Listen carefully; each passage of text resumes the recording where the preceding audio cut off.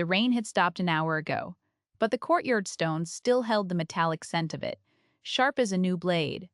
40 armed men had gone out. She was not one of them, but she was the one who came back.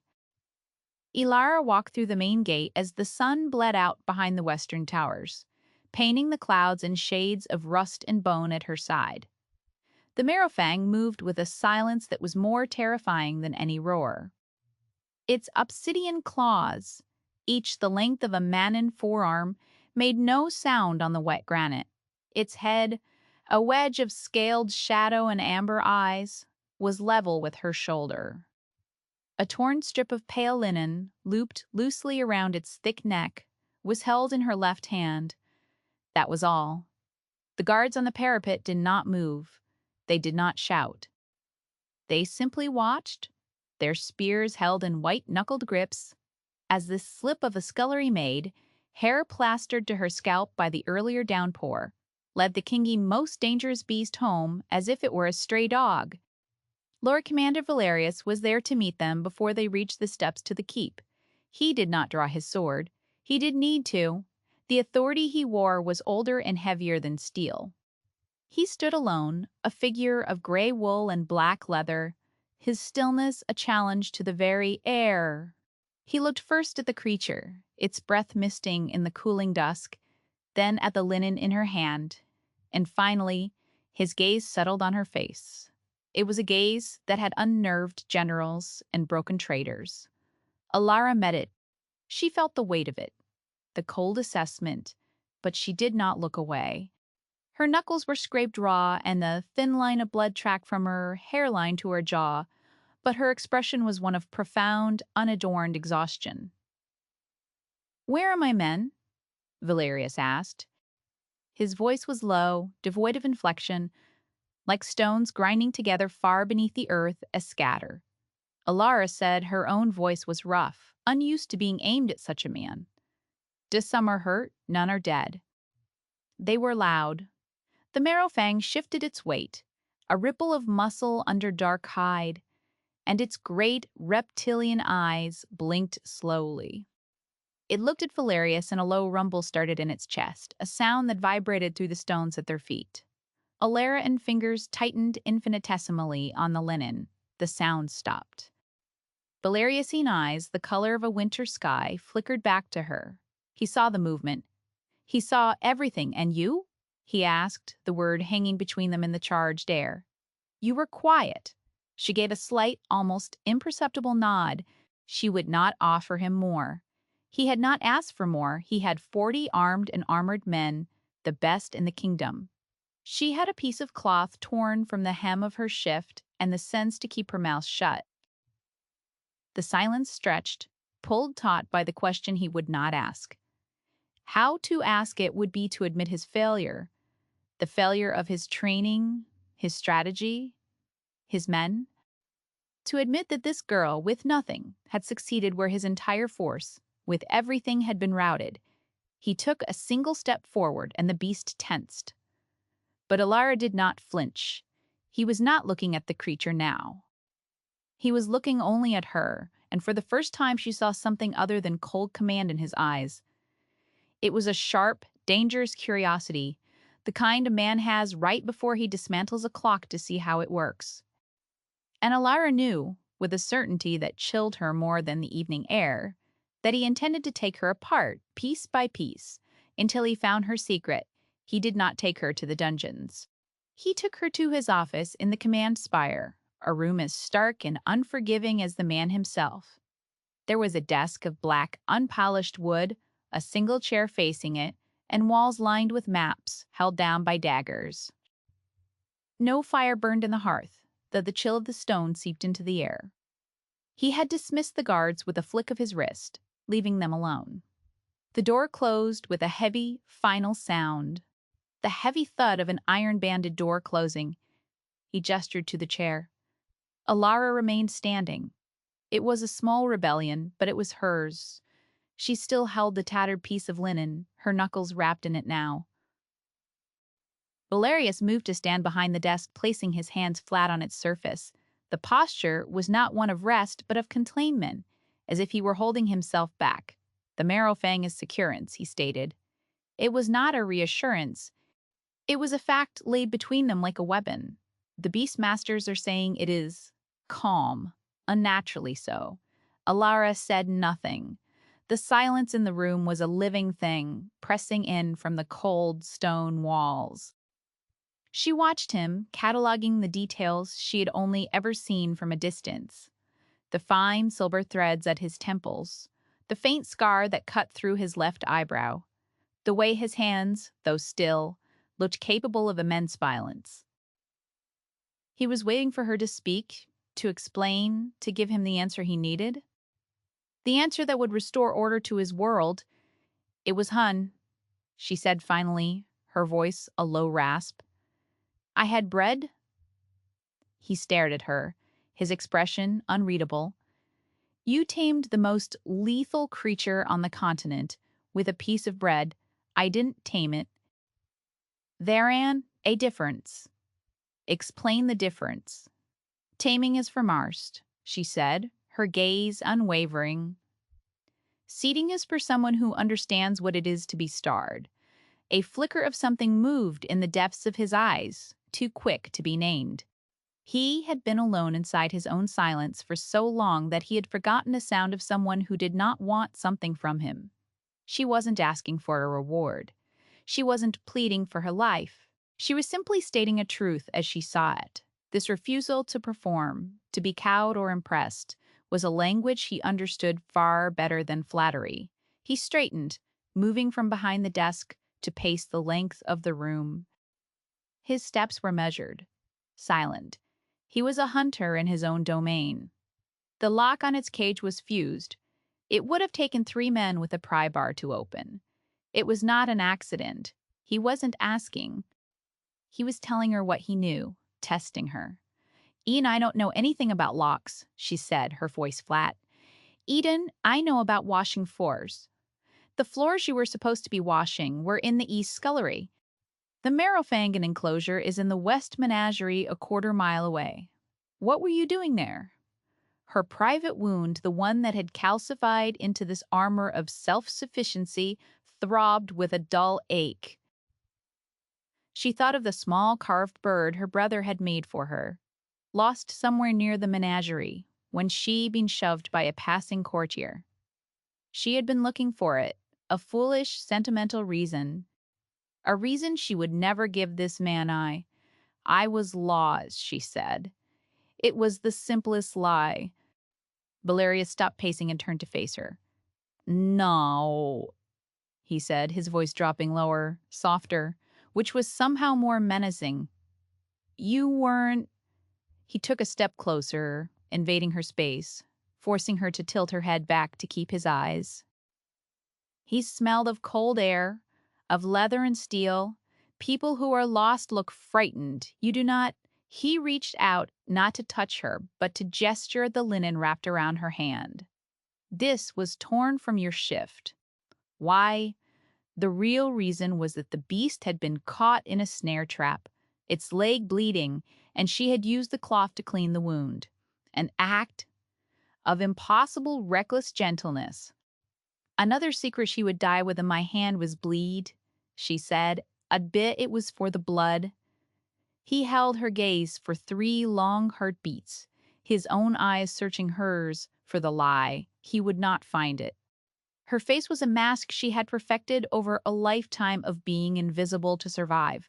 She had learned to be nothing, to show nothing. And now, that nothingness was her greatest weapon against a man who saw everything. A polite, almost musical knock at the door broke the tension. 3 distinct light raps on the door. The Larius did not look away from her, but his jaw tightened. "Ayy!" In commanded, his voice clipped. The door opened to reveal Chancellor Rorik, a man who moved in a cloud of expensive perfume and quiet influence. He was all soft velvets and softer smiles, his silver hair impeccably styled, his eyes holding a reptilian shrewdness that was far more dangerous than the Lord Commander overt hostility. Valeri intrusion. I heard the commotion had resolved itself. The king is most relieved. His gaze slid from Valerius to Alara, and his smile widened, though it didn't reach his eyes. And this must be the heroine of the hour. Remarkable, Rorik stepped into the room, his presence immediately altering its atmosphere. The cold, stark silence was replaced by something cloying and complex. He circled Alara as if inspecting a new statue for the royal gardens. A scullery maid I'm told, truly a testament to the loyal spirit of the common folk. The king will want to reward you of court. Alara felt a prickle of instinctual fear. The Laracene suspicion was a clean, cold thing, like a winter blade. Rorik's charm was a bog, promising soft ground that would swallow you whole. She said nothing, keeping her eyes fixed on a point on the far wall. She was simply in the right place at the right time. Chancellor, Valerius said, his tone flat and dismissive. He moved subtly but deliberately to place himself slightly between Rorik and Alara. It was not a gesture of protection, she told herself. It was a gesture of possession. He had found a puzzle, and he would not let another man claim it. Ah, but that is the very definition of providence. Is it not? Rorik purred, his eyes glinting. 40 of your finest guardsmen, commander, bested by the beast. And one girl succeeds with, what is that, a bit of rag? He gestured a manicured hand toward the linen on her fist. It is a story that will be told in the taverns for a year. A story of faith and curd. Worker words were aimed at her, but they were barbs for Valerius. He was highlighting the commander in failure, wrapping it in the pretty paper of a folk tale. This was his weapon. Information, timing the manipulation of appearances. He was framing her success as a miracle, thereby making Valerius and military failures seem all the more profound. Alara understood the game instantly. She was no longer a person. She was a narrative, a piece on a board she had never asked to play on. She will be questioned, of course, Valerius said, his voice a low warning. Is not compromised again. Questioned? Rorik's eyebrows rose in feigned surprise. My dear commander, the girl is a hero, rose in fate's power. She should be celebrated. In fact, I was just on my way to the king to suggest she be given a new position, one more befitting her unique talents perhaps as a royal attendant. She would be much more comfortable in the silks of the inner court than the drudgery of the kitchens. The offer was a trap, and all three of them knew it. In the inner court, she would be Rorik pawn, isolated and easily manipulated. Her story would be his to tell, his to twist. Valerius' stillness became absolute. He turned his head slowly to look at the chancellor, and the temperature in the room seemed to drop by 10 degrees. No, he said. The word was not loud, but it had the finality of a slammed door. Rorik's smile tightened at the edges. The king may feel otherwise.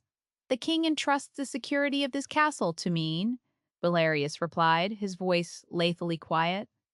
The beast is a matter of security. The girl who controls it is a matter of security. She will be assigned to the menagerie under my direct authority until I am satisfied that she poses no threat. It was a masterstroke, a move and countermove in their silent war. He was using the very logic of his position to claim her, walling her off from the Chancellor Burr reach. Alara felt a strange, unwelcome surge of something that was almost relief. She was being moved from one cage to another, but this new cage, at least, had a familiar warden. Rorik held Valerius a gaze for a long moment, the pleasant mask slipping just enough to reveal the cold calculation beneath. Then he smiled again. A brilliant, empty thing, as you wish, Lord Commander. I would never dream of interfering in matters of security. He gave Alara one last lingering look. We will all be watching your career with great interest, my dear. With a slight bow, he turned and left, the scent of his perfume lingering like a poison in the cold air. The menagerie was a world of stone and iron, of strange smells and stranger sounds. It was a place of deep shadows and drafts that carried the scent of sawdust, wild musk, and something ancient and lonely. Alara knew life was here. She was given a small, windowless room in the keeper's quarters, a rough wool blanket, and a new tunic of undyed gray linen, the uniform of her station. She was no longer a scullery maid, one of 100 anonymous faces. She was now singular, the girl who walked the marrow fang. Her duties were simple. She was to feed the beast, clean its enclosure, and nothing more. Valerius had been clear. She was not to speak to it, not to touch it, not to do whatever it was she had done in the forest. She was to be a keeper, not a companion. A guard was posted at the entrance to the enclosure at all times, a visible sign of her new gilded cage. But the guards kept their distance. They watched her with a mixture of awe and fear, as if she were a witch who might curse them with a glance. They did not see the truth. The truth was in the quiet moments when she was alone inside the high stone walls of the Marrowfanger pen. The beast was not a monster. It was a survivor. Its hide was a map of old scars, its left hind leg stiff from a badly healed break. It was a creature that had known nothing but cages and cruelty when she brought its food, a bucket of raw meat she could barely carry. She did not just dump it and run, as the other keepers did. She would set it down and then sit, her back against the cold stone. A dozen paces away she would wait. At first, the beast would watch her, its amber eyes unblinking, suspicious, but she was patient. She knew the language of stillness. She knew what it was to be watched, to be judged, to be treated as a threat. She would not move until it had eaten its fill. One day, she noticed a splinter of wood embedded in the soft flesh of its jaw, a festering wound from where it had tried to chew through its transport crate. The Beastmasters were too afraid to get close enough to treat it. Belarius had ordered them to leave it be, but Alara could see the pain in the way it held its head, the slight tremor of agony it tried to conceal. That evening, after she had brought its meal, she did not retreat to her usual spot. She sat closer, just outside the reach of its heavy tail. She unwrapped a small poultice of crushed herbs she had stolen from the infirmary garden, the scent sharp and clean. She said nothing. She simply sat with the offering in her open palm. The marrow fang watched her, its head low, a deep growl vibrating in its chest. It could kill her in a second. It could snap her spine with a single bite. 40 armed men had learned that lesson. She remained still, her heart beating a slow, steady rhythm. She was not offering a challenge, she was offering a choice. Hours passed. The light faded from the high barred opening in the roof. The guard outside changed shifts, his footsteps echoing and then fading in the deep twilight. The great beast finally moved. It unfolded itself from the shadows and padded toward her, its silent steps a miracle of contained power. It lowered its massive head, the wounded jaw inches from her hand, its eye a pool of liquid gold, regarded her with an intelligence that was both terrifying and profound. Slowly, carefully, she reached out and pressed the poultice to the wound. The beast flinched, but did not pull away. A low, pained grumble, followed by the soft sound of the poultice being applied. Her fingers brushed against the rough, scaled skin. It was warm, alive. In that moment, there was no master, no monster. There were only two wounded things in a cage sharing a brief, silent truce. And from the shadows of the high walkway above unseen, Belarius watched it all. He had made it his duty to observe her. He would come at dusk when the menagerie was quiet and stand on the stone catwalk that overlooked the enclosure. He told himself it was a matter of security. He needed to understand the nature of her influence over the beast. He needed to find the trick, the secret, the weapon she was hiding. But what he saw was not a weapon. He saw patience. He saw a quiet empathy that he could not parse. He watched her tend to the creature wounds, her movements calm and deliberate. He watched her sit in silence for hours, simply sharing its space. There was no magic, no command. There was only a profound and unsettling stillness. She seemed to absorb the creatured wildness, its pain, and give back a quiet of her own. He, a man who commanded through discipline and control, could not comprehend this power that came from yielding. One evening, she was cleaning the water trough when she looked up, her eyes finding him in the shadows of the catwalk, as if she had known he was there all along. She simply met his gaze across the distance, a question in her eyes. He descended the narrow stone steps, his boots making soft sounds that seemed too loud in the charged quiet. He stopped at the iron bars at the enclosure gate. She walked toward him, wiping her hands on her tunic, the marrow fang rising to its feet behind her, a silent, living shadow. "You watch me every night," she said. It was not an accusation. It was a statement of fact. "It is my duty to understand any potential threat to this caste," he replied, his voice as formal and cold as ever. "Am I a threat?" she asked, her gaze direct. He found he could not give the simple dismissive yes he had intended. He had seen her gentleness. He had seen her courage. He had witnessed a softness in her that was so utterly at odds with her hardened exterior that it shocked him. It was a softness he recognized as the product of a deep and terrible strength. "Your abilities are unexplained," he said instead.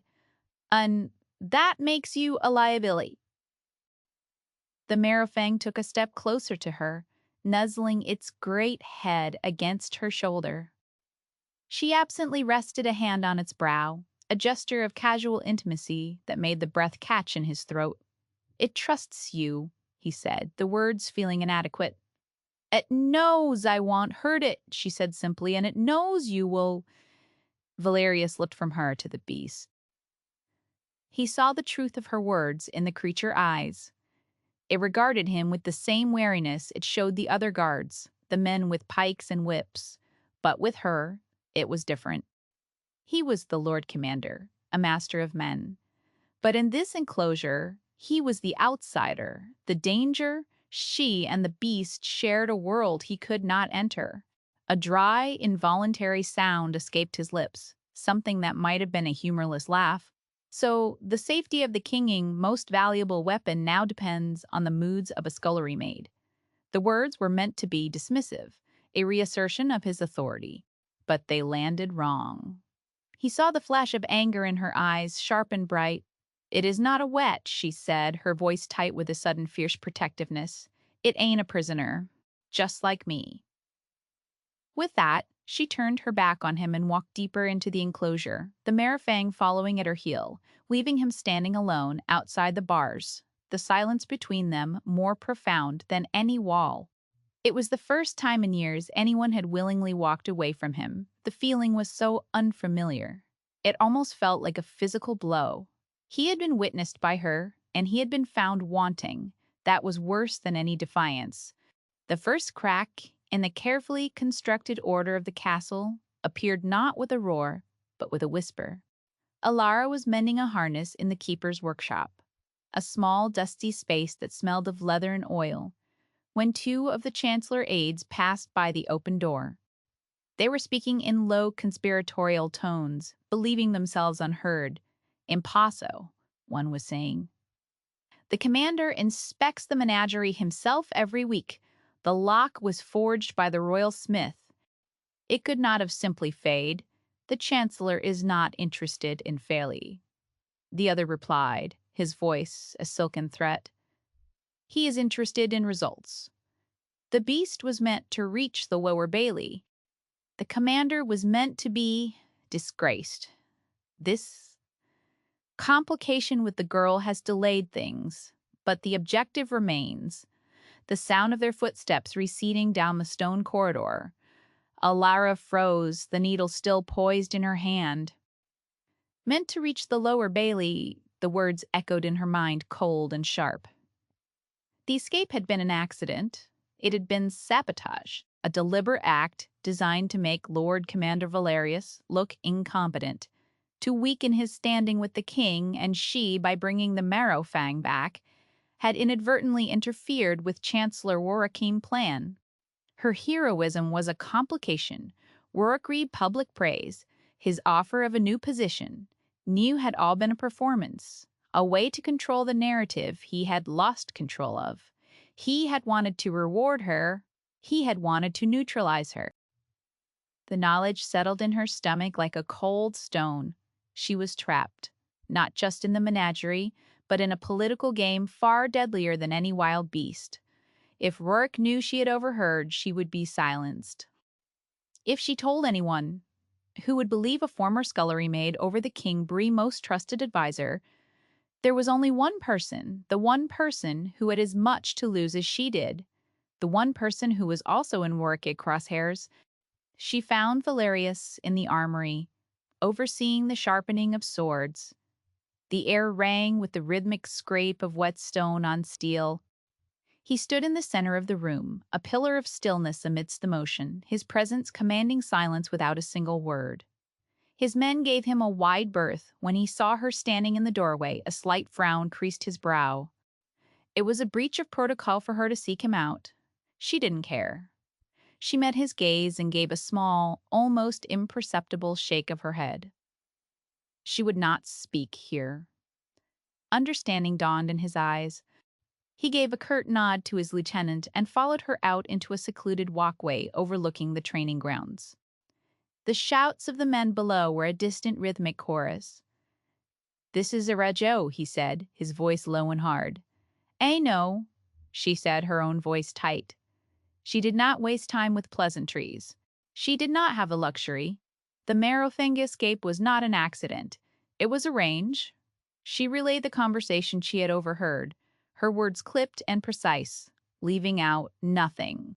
She watched his face as she spoke, looking for any sign of disbelief or dismissal. But he remained perfectly still, his expression unreadable, his winter sky eyes fixed on her. He was listening. When she finished, the silence that fell between them was heavy with unspoken implications. He did not question her story. He did not doubt her.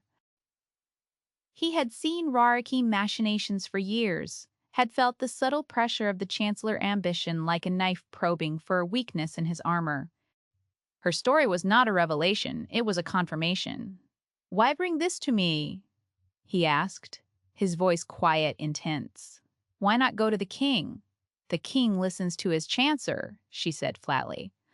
"And you listen to what is not said." It was the closest she had ever come to naming the strange, silent understanding that had grown between them. He understood the language of silence, of observation, of truths hidden in plain sight.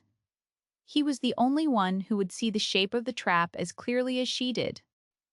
He turned to look out over the training yard, his profile stark against the gray sky. For a long time he said nothing. Alara waited, her hands clenched into fists at her sides. She had laid her life in his hands.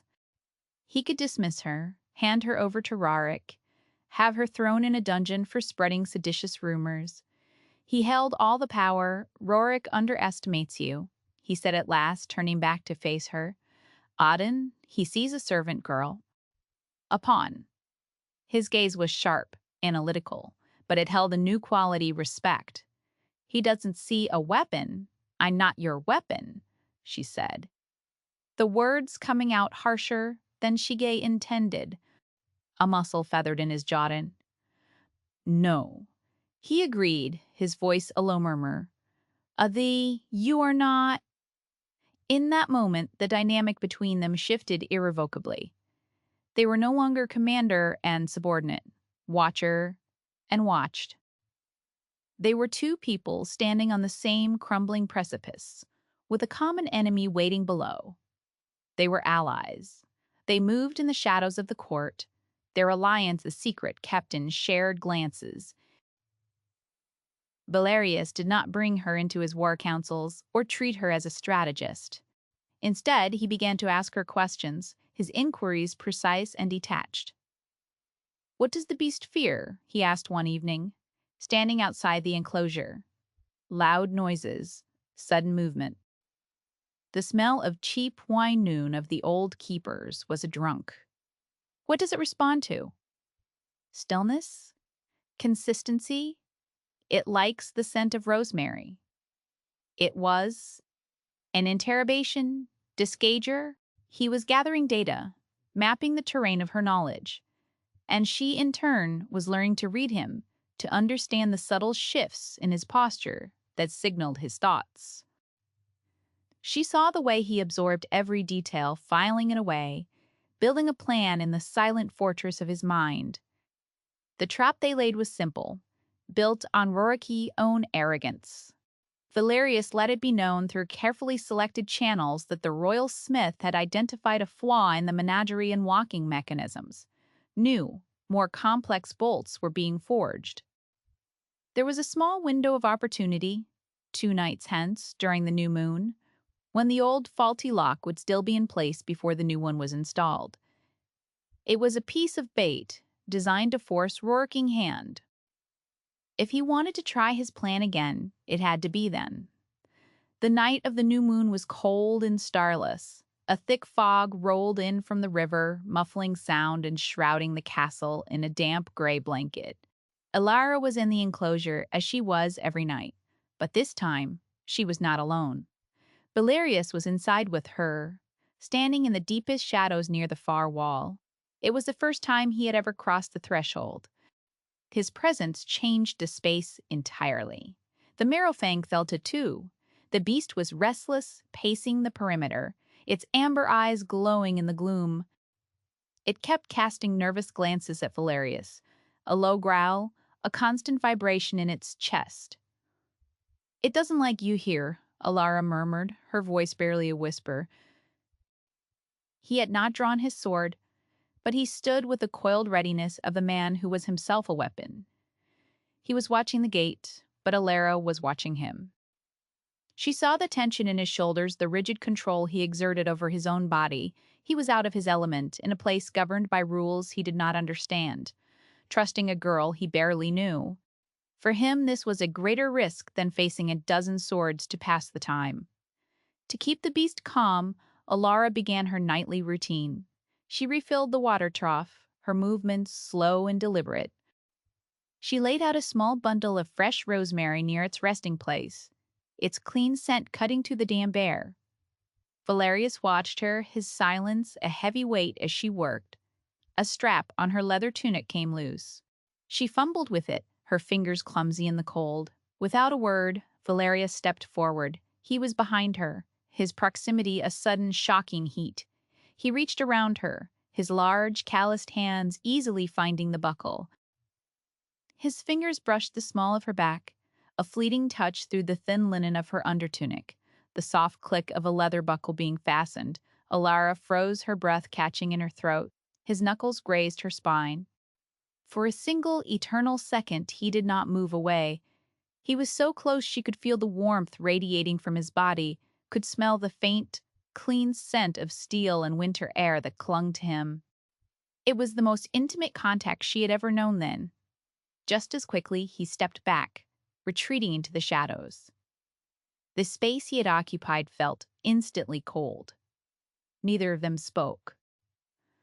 Neither of them acknowledged what had just happened. The small, functional gesture had become something else entirely. It was a moment of unwilling vulnerability, a crack in the armor of both their solitudes. A sound from outside, to scrape of a boot on stone, shattered the spell. They both went still, listening. The trap was about to be sprung. The sound came again, closer this time, the soft grate of metal on metal at the enclosure gate. The Marrowfang went silent, its body tensed. Like a drawn bowstring, Elara's heart hammered against her ribs, a frantic drum in the suffocating quiet. She looked to Valerius, a dark shape against the darker stone wall. He gave a single sharp nod. It was time.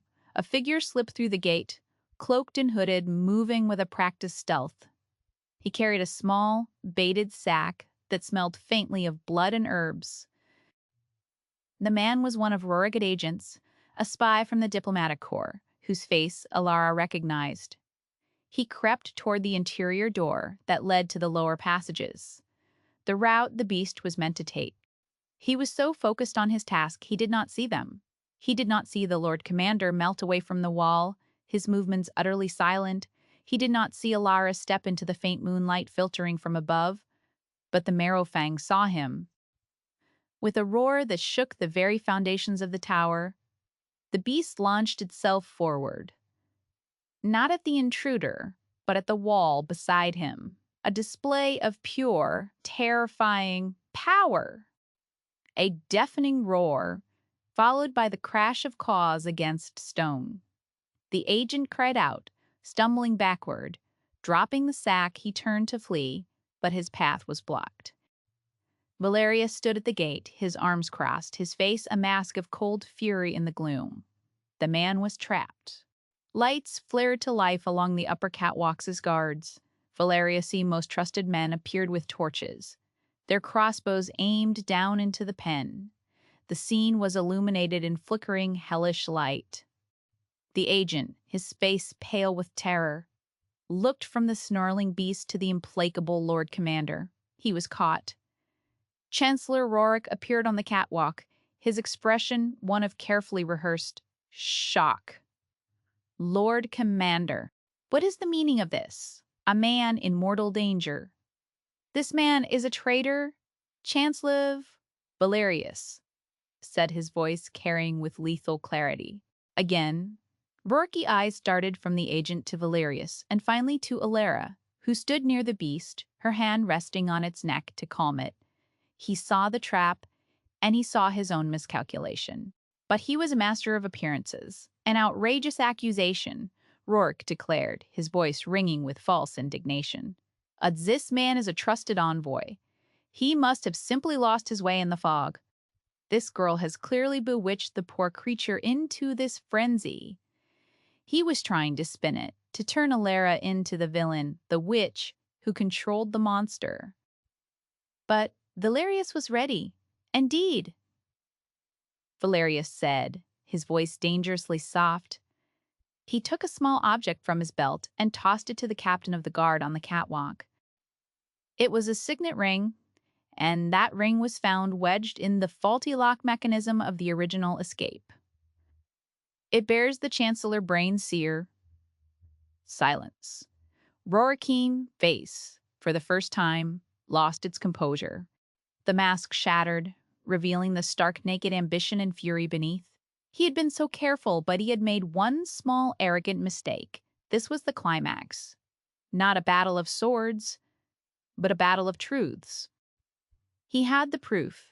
He could expose Rorik to the entire court. To the king, it would cause a scandal that would rip the kingdom apart, destabilize the throne, and likely lead to bloodshed. Or he could choose another path. She saw the choice warring in his eyes, the desire for public justice versus the need for quiet stability. His gaze met hers across the enclosure. In her eyes, he did not see a plea for vengeance or a thirst for blood. He saw the same steady, quiet resilience she had shown from the very beginning. She trusted him to make the right choice, not for himself, but for the kingdom he was sworn to protect. He turned his gaze back to Rorik, his decision made. The agent will be dealt with for his treen, Valerius announced, his voice echoing in the sudden stillness. As for the Chancellor, he has been working too hard. The king has graciously granted him a permanent retirement at his northernmost estate. He will leave at dawn. It was not an execution. It was an exile. A quiet political death that would cause no ripples. He was cutting the rod out of the court with the precision of a surgeon, not the fury of a warrior. Rurik stared at him, his face a canvas of defeated rage. He had been utterly, completely outmaneuvered. He gave one last venomous look at Alara, then turned and was escorted away by the guards. His career, his power turned to ash in a single moment. The world exhaled. The court continued blissfully unaware of the coup that had been silently thwarted in its heart. Chancellor Rorik Rhee's sudden retirement was announced as a matter of failing health, and a new, less ambitious man was appointed in his place. The castle settled back into its rhythms. The world had returned to its previous shape, but for Alara and Valerius, nothing would ever be the same. The guard was removed from the Marrowfang enclosure. Her status as Ollie ability had been rescinded without a word. She was simply the keeper, a silent, solitary figure in the stone menagerie. She did not expect anything more. She had not done what she did for a reward. She had done it to survive a few nights after Roriki's departure. She was sitting with the Morrowfang in the quiet twilight, brushing a thick clump of mud from its hide with a stiff brush. The beast lay with its great head in her lap, making a low, rumbling sound of contentment. It was a scene of such impossible peace that it felt like a dream. She heard a single set of footsteps on the stone path and did not need to look up to know who it was. Valerius stopped just outside the open gate. He did not enter. He simply stood and watched her for a long time. The silence between them was no longer fraught with suspicion or tension. It was a comfortable shared space. It was the silence of two people who had seen the truth of each other and had not looked away. Finally, she looked up at him. His face was unreadable in the gathering dark, but she did not need to see his expression. She could feel his presence, a steady, grounding weight in the world. He took a step forward into the enclosure. The Marrowfang lifted its head, regarded him with its ancient amber eyes, and then, with a soft huff, laid its head back in Alara's lap. It had accepted him. Valerius stopped a few feet from her. He looked at the creature, then at her, and a strange, small smile touched his lips. It was a bare ghost of a thing, but on his stern face, it was as shocking as a sunrise. He reached into his tunic and pulled out a small object. He held it out to her. It was the little wooden bird her brother had carved for her, the one she had lost all those weeks ago. Its wings were chipped and the wood was dark with moisture, but it was whole. "One of my men found it in the fort," he said, his voice a low murmur, "near a broken snare. He knew, he had known all along. He had known her reasons, her secrets, and he had kept them for her." Alara stared at the bird in his palm, a lump forming in her throat. She slowly reached out and took it, her fingers brushing his. His skin was warm. She curled her hand around the small bird, its familiar shape a comfort against her palm. She looked up at him, and for the first time, she let him see past the walls, past the armor. She let him see the girl who had once been lost, the woman who had found her way. He did not speak. He did not need to. He simply stood with her in the quiet, a shared stillness that was more intimate than any touch, more profound than any declaration. Outside, the castle was sleeping, but here in the deepening dark with a monster for a witness, something new was beginning. It was not an ending, it was an earned silence.